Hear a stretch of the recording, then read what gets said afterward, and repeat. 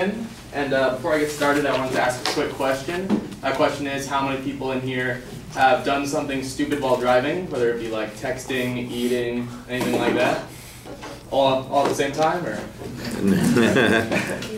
Alright, well, I'm just like you. I've done stupid stuff with my car. Right when I started driving, I had to get gas and I had no clue how. So I did the smart thing and I texted my mom, and she said that I should just figure it out. So I picked the first button, put in the first nozzle I saw, and went on my way. And one freeway exit later, my car was shaking violently because I filled it with diesel fuel. So obviously that's my fault. It's a result of vehicle error, just like 80% of accidents are, according to the Association MAD. And the main claim I wanted to make was that all these vehicle errors can be avoided through the implementation of self-driving cars, because through that implementation, accidents can be reduced. There can be more efficiency in fuel consumption and drive times as well. My justification for this is that though our system of driving is effective, it is also very efficient and flawed. So the 3 points I wanted to cover were in regards to drunk driving, accessibility to transportation, and the environmental impact on self-driving cars. And as far as drunk driving goes, the implementation of self-driving cars will reduce drunk driving almost entirely, because that issue will be avoided if whoever is drunk no longer has to drive the vehicle. And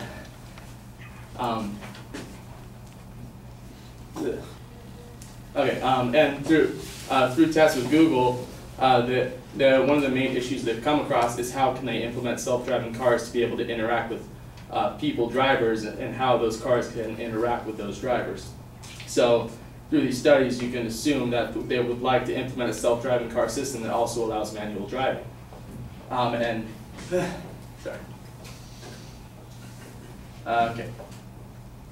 So I totally lost my train of thought. Alright, back to drunk driving.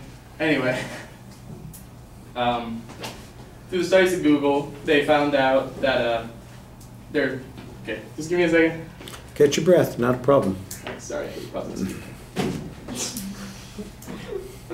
it's just us, don't worry about it. We're going to listen to you, don't worry, you're fine. Alright, thanks.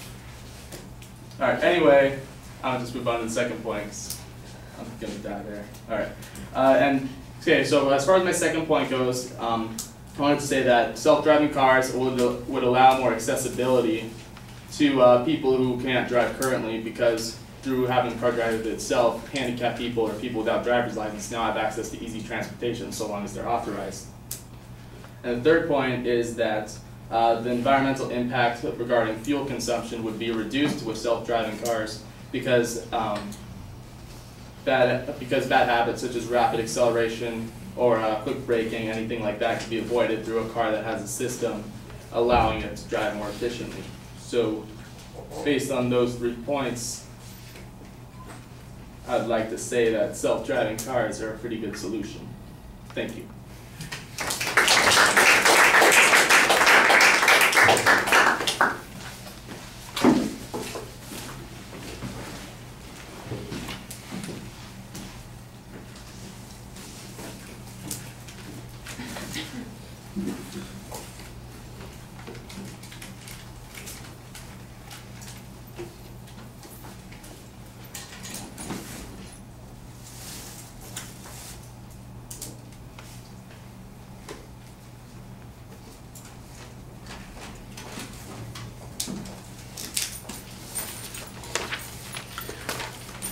All right, Quinn, I know that you know a couple of places that you stumbled on the presentation. You got lost, maybe a little bit nervous here and there. Don't panic about those things. Those things could be fixed pretty easily. The things that I'm a little bit more concerned about are the clarity of your claims and your ability to develop proof for those claims right now.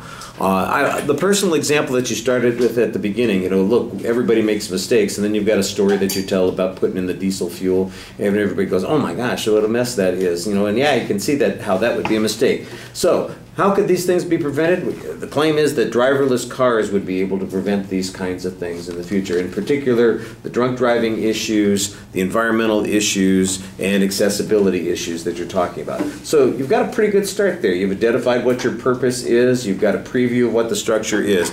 Now when you get to the drunk driving issue, basically it's self-defining. I mean, you're basically, look, if the car drives itself, unless it's drinking, it's not going to be in a problem. It's just carrying around the drunk people, which makes sense, except of course that we need to have some information that talks about when are these cars going to be available? How is this going to work? Is this, when does this kind of transition happen?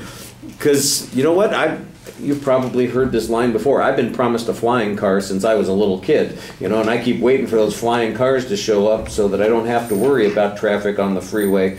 A hypothetical, an interesting idea, a concept does not necessarily mean that it is practical. A lot of things might be successful if they work. We need to know that this can work, it will work, that we're going in that direction. To me, that's the bigger argument here, that whether or not self-driving cars, not whether they'll produce all these benefits, but will they actually occur? Will we ever have them? And I think that's where there's more controversy on the issue. Obviously, if the drunks aren't driving the car, you're not going to have that problem.